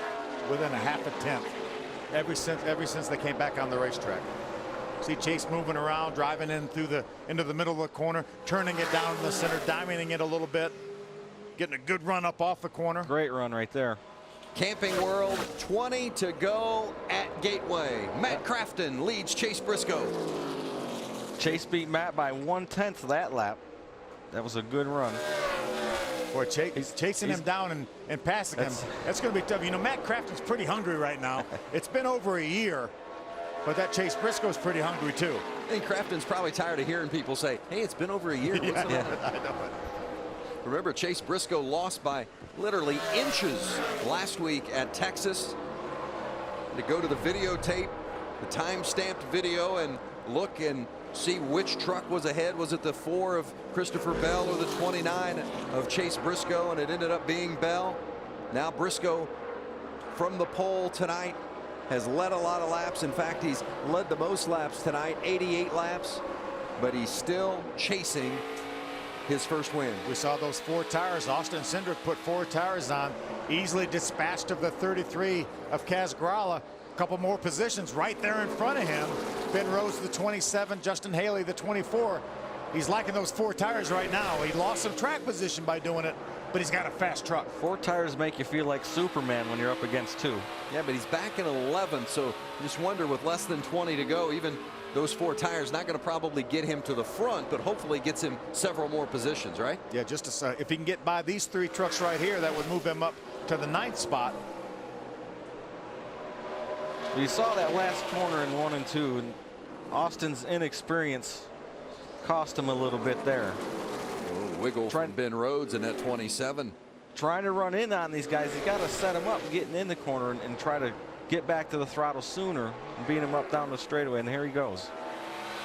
Those guys are just no match for those 4 tires right here. Great look from Kaz Grala's perspective. Well, they got that 19 freed up too. That thing's loose. Doing some wiggling. 27. 3 wide. Can Cindric make it past Haley, contact between Gralla and Haley. Kaz drove it in a little bit deep. I thought we might have that caution in the last 20 laps here for a moment. Watch this now. Austin gets a great run up off the corner. Going to pull to the inside to make it 3 wide.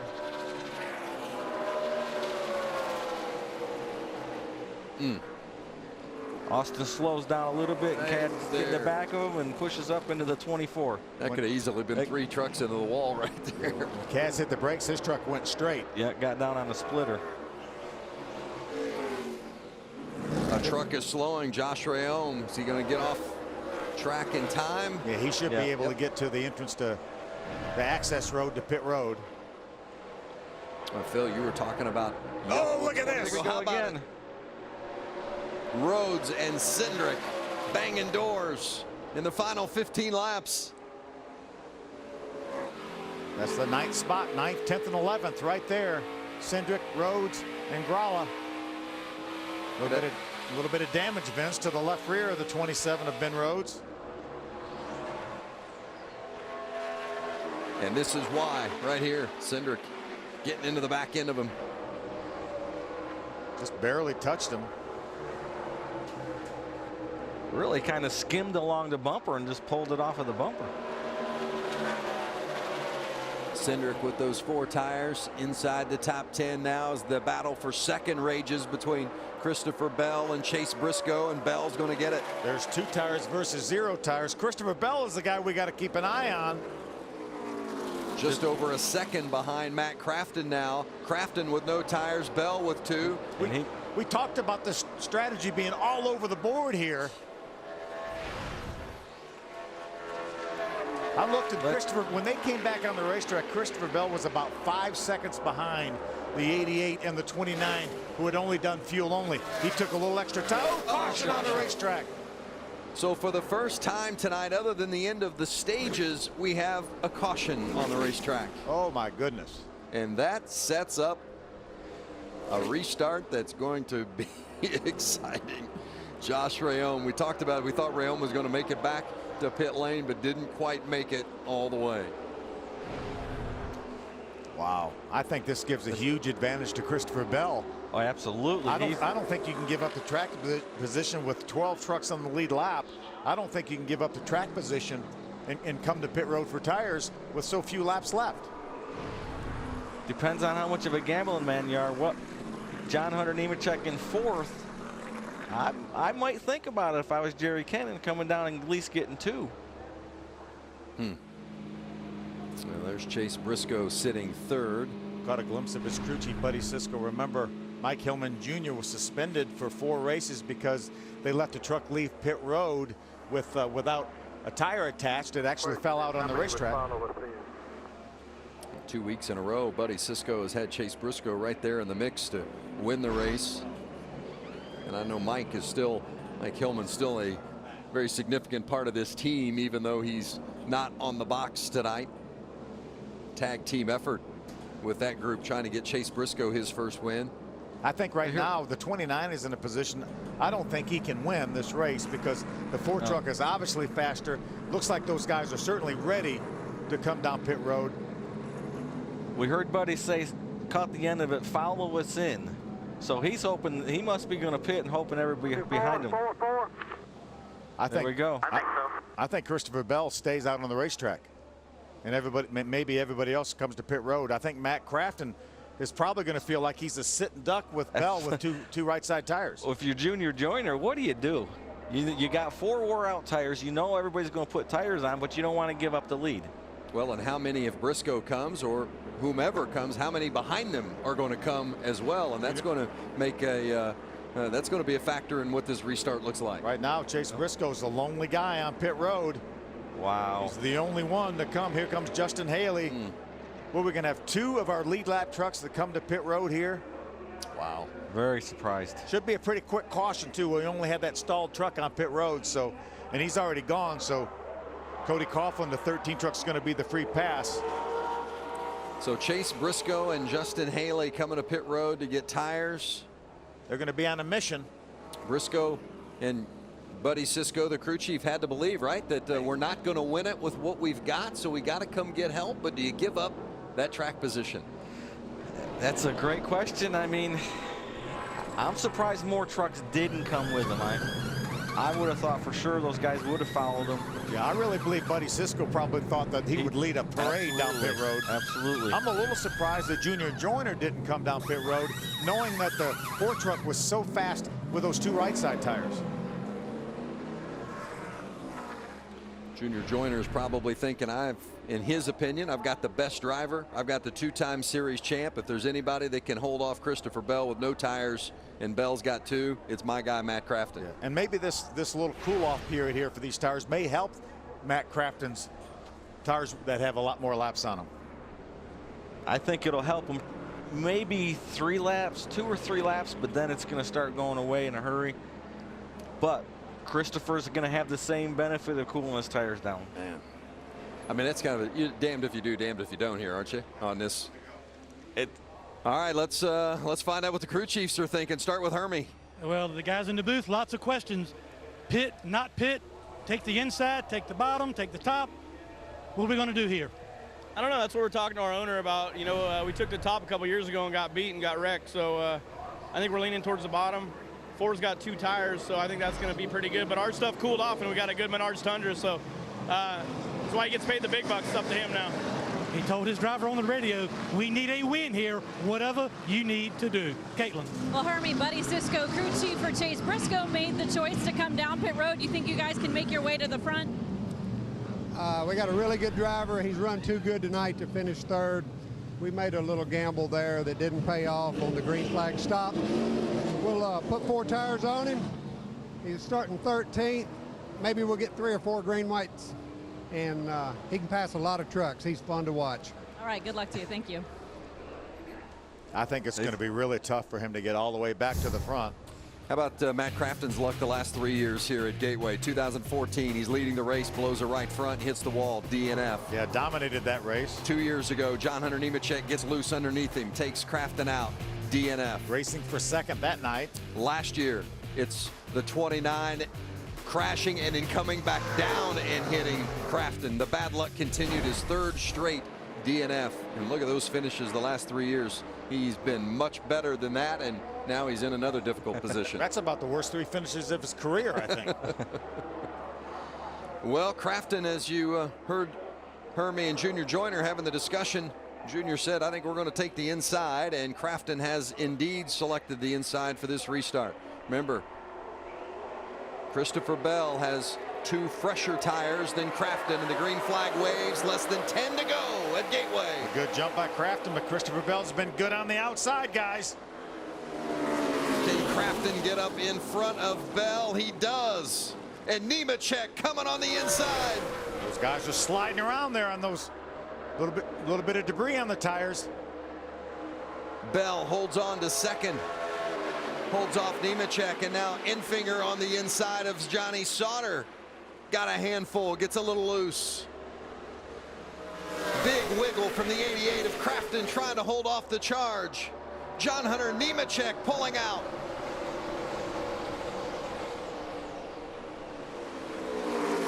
Boy ran in the back of the 88, getting down in the corner. Look at Chase Briscoe way up on the outside. A lot of contact amongst those first 3. Crafton still trying to hold off Nemechek. Nemechek slides into 2nd and Bell in 3rd. Can Sauter and Enfinger make something happen? Oh, yeah, Enfinger. I didn't think that Enfinger would make that corner. I didn't either. But Johnny turned them loose there. John Hunter pulling out again. Can he beat him down in the corner? John Hunter Nemechek for the lead on Matt Crafton. Can he get it? Yes. Nemechek to the point. There you go, Bravo. We got a slow one down on the inside. Is that going to bring out the caution? Still green. That's Nemechek leading Crafton. That's what Chase Briscoe needs. He needs a caution flag to get caught up here. He's going to try to get by Noah Gregson right here. Back to the front, and Nemechek gapping Crafton a little bit now. Crafton's doing a great job holding back Christopher Bell. Ryan Truex, that 16 truck all over the back of Bell. I'm really surprised Christopher has not been able to do anything with those 2 tires. We thought Christopher Bell was going to be the guy in the driver's seat on this restart, and it ended up being John Hunter Nemechek. Got a run on Matt off the corner. Bell getting around Crafton for second if he can make it stick. Matt's hanging tough on the outside, but just not going to be able to do it. How about Briscoe on the back bumper of Johnny Sauter? Briscoe up to 6th. Chase Briscoe with those 4 tires. Can he get around this group and make a run at the leaders? Right here, set him up perfect. Absolutely fantastic Got pass both of right those there. trucks right there. Move him up to 4th. Chase Briscoe on the march. They took a big gamble. You heard Buddy Cisco, the crew chief, say it didn't really pay off with 4 tires. They didn't think maybe they were going to be able to have time to get back to the front. But Briscoe is on the move in the 4th spot. I think that was a great move because I don't think he was going to finish any better than 4th had he stayed on the racetrack. Now for 3rd, getting around Crafton. Well, if he had about 3 or 4 extra laps, he would be something here. He needs 1 yellow flag here before we get to the white flag. Just over a second and 3/10 for Briscoe behind the leader of John Hunter Nemechek, but he's closing as you look at his teammate Austin Cindric work the inside. That's a battle for the 8th spot. Give Austin Cindric now 8th. A little bit sideways up off the corner. 2 laps to go for John Hunter Nemechek, trying to hold off Christopher Bell. Sauter and Crafton, a couple of champs side by side. Boy, have these guys battled through the years. Former teammates with ThorSport. Matt's just hanging on now. Coming to the white flag for John Hunter Nemechek, Christopher Bell, and Chase Briscoe right there. I think Chase gets Bell. Oh, forces his way down inside. Bell sideways, hangs on to it. That's going to allow John Hunter Nemechek the gap he needs for sure to get to the finish. But Briscoe takes away 2nd, and John Hunter Nemechek around turn 4 is going to bring it home. So much tough luck this year, but tonight is his night. Nemechek wins at Gateway. Oh, we still got it, ain't we?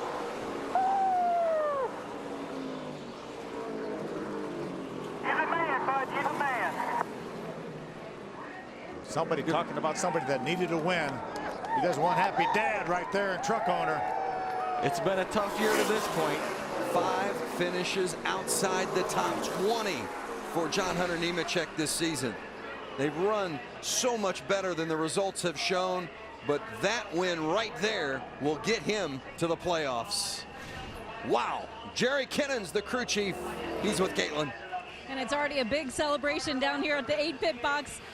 Jerry, it's been a rough couple of weeks for you. How rewarding is it to be able to knock this one off here tonight? Well, you know, there's only like 7 of us, and so we brought fast trucks every week.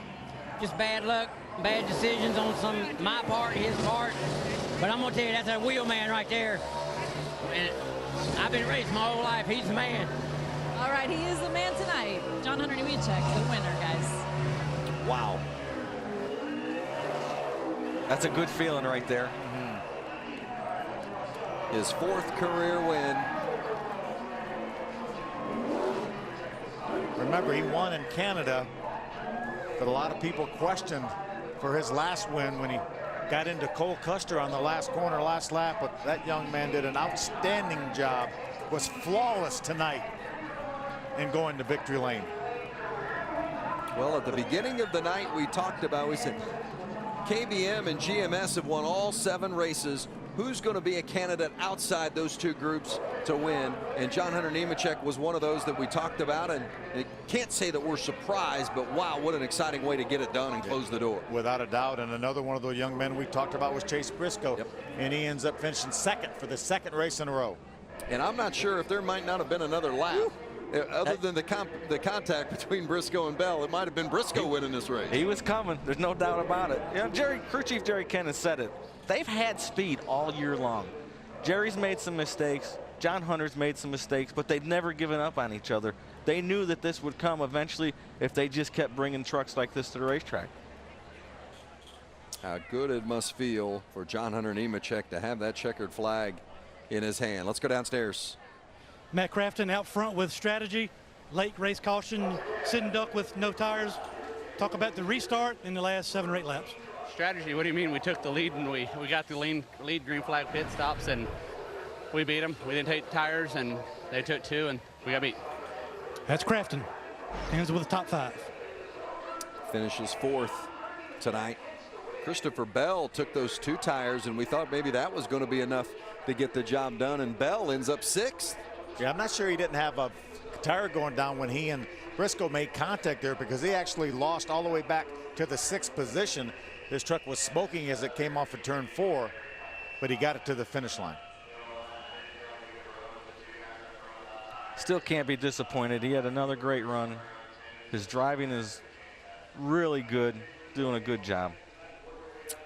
Let's take a look at that contact between the 4 and 29 as they were battling for second. There's Nemechek, the leader, up ahead of them, and Briscoe, he just drove it in there. I mean, he had to have thought that was his one chance, right? Well, it looked like to me the moment that he started in there, he had a full lane width, and then it looked like Christopher maybe came back down to get a little bit of a better run off the corner. See right there, there is a full lane there, and Christopher jumps in the throttle, and then Christopher just takes his normal angle. They make a lot of contact there, but what hard racing for these 2 young guys. Let's get Briscoe's perspective. He's with Hermie. You guys came down pit road at the end, got 4 tires, restarted 13th, and drove your way all the way to 2nd. Anything different you guys could have done? And how about that battle in the last lap with the 4? Yeah, you know, just unfortunate circumstances. We were really fast. Felt like we had the truck to beat, and just I kind of didn't get all I could get. I don't think getting on the pit road under green. Just and then there at the end, we just didn't feel like we could beat them without tires, so we went ahead and came down. And then the first 2 laps, I just had too much front brake out too, and I kept locking the wheels up, getting into ones. So definitely, you know, tough one to swallow, but overall good day for us. But yeah, that last lap, just racing deal. We had so much better tires than everybody, and these guys deserve to, you know, try to get a win. So I just stuck my nose in there, and you know, I was already committed at that point. Chase Briscoe finishes 2nd, Vince. Yeah, back-to-back 2nd place finishes for Briscoe. And how about that? Last week it's by inches, and this week with the last charge at the end with the fresh tires. Yeah, just a matter of time before that young man gets to victory lane. And you know, he's not the first driver that we've seen sitting on that wall tonight. I think that was it was a tough night with the heat and everything those guys had to do to get through it and fight through it tonight. You earned it. John Hunter Nemechek earned a trip to victory lane.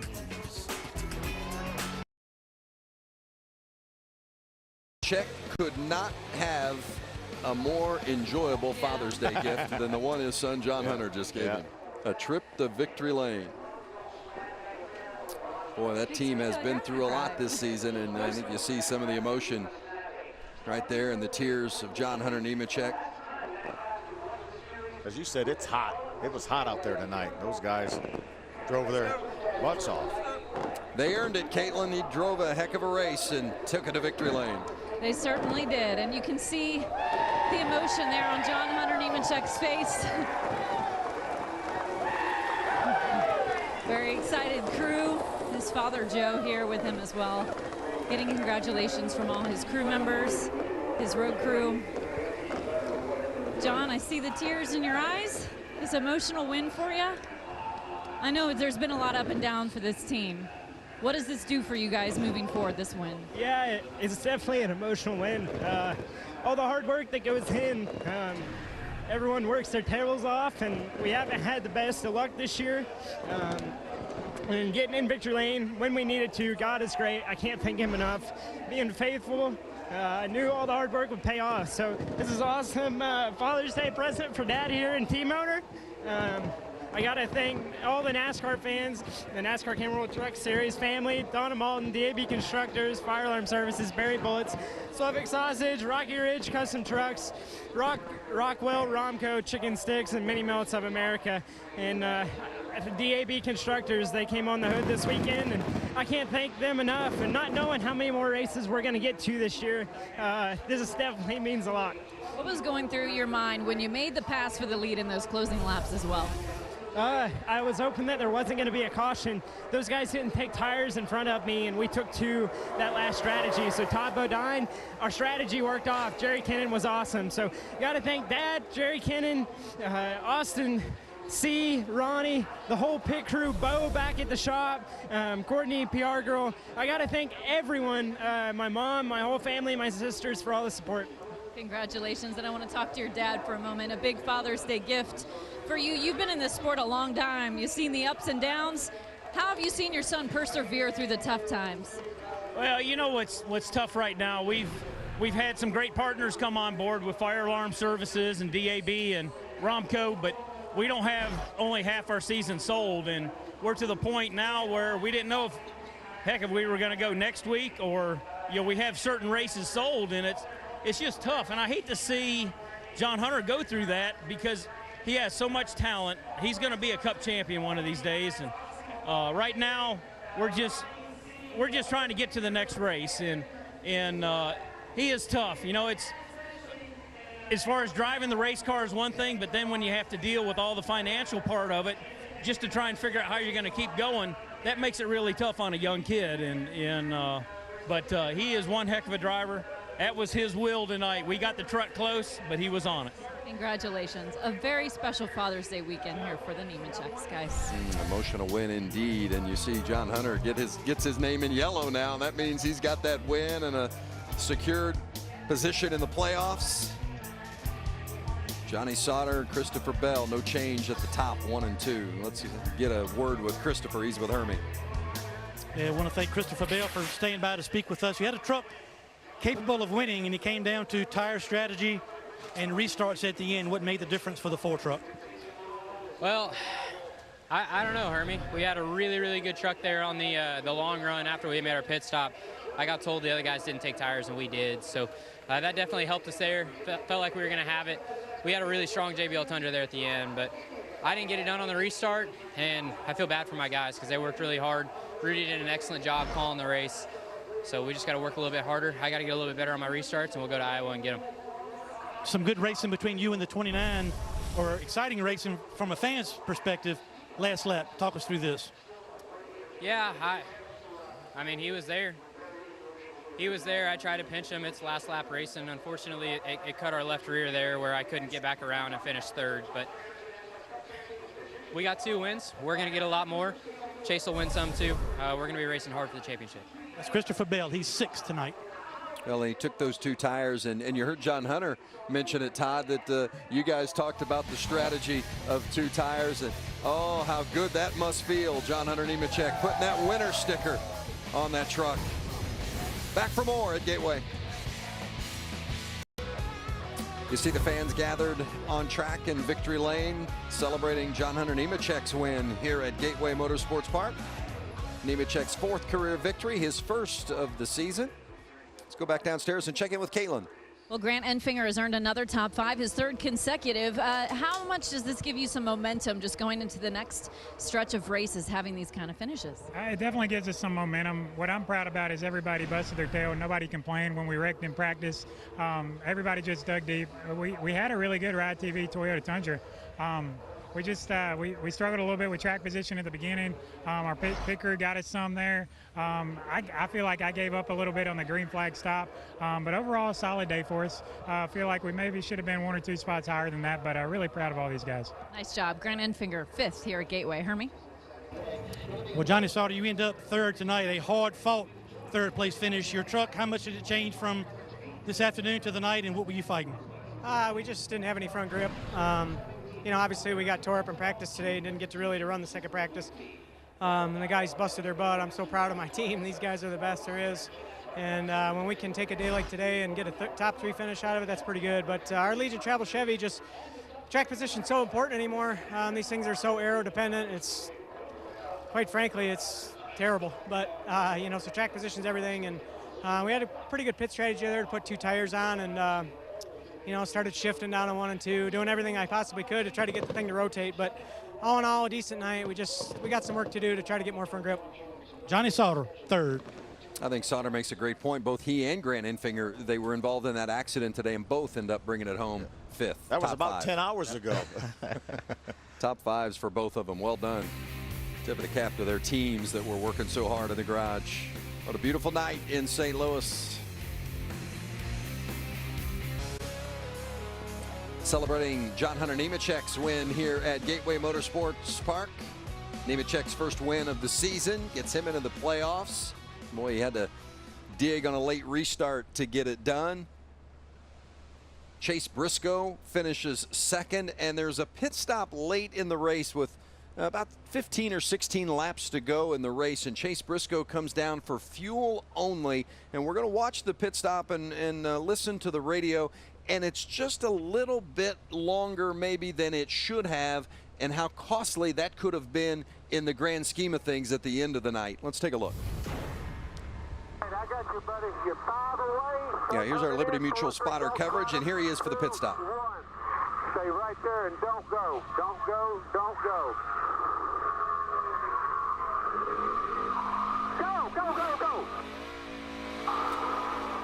So you saw they had the can out. I mean, they were just waiting on him to go. It cost him, what, a second and a half there? Yeah, we speculated at the time that that may have cost him that spot with Matt Crafton, and had he not lost that spot, then he would have been in the lead on when the caution flag came out late. He may have decided to stay on the racetrack with the lead at that point. He had no choice because he'd already lost second spot to Christopher Bell, so they had no choice but to pit. But had he had the lead, it may have been a different story. Could have been a different, but we also heard Chase say that he gave up a lot coming in the pit, so he took some of the blame for that. The woulda, coulda, shouldas. Everybody's asking him except for that young man. And the NHRA will be here at Gateway Motorsports Park the end of September. Looking forward to that. How about you take away from tonight, guys, in the truck race? I think John Hunter Nemechek probably ran the best race I've ever seen him run. An outstanding job. Stayed with it all night. They needed it, and they got it. Well, I think not only John Hunter did a great job, I think the whole field did. Great, clean race, exciting from start to finish. It was good stuff, that's for sure, and more good stuff coming your way tomorrow.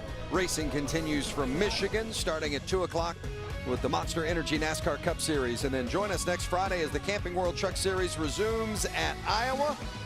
That's on Friday. And then on Saturday, the Xfinity Series from Iowa. It's going to be a doubleheader weekend. We close it out on Fox, the Xfinity Series. It's going to be fun. Congratulations, John Hunter Nemechek.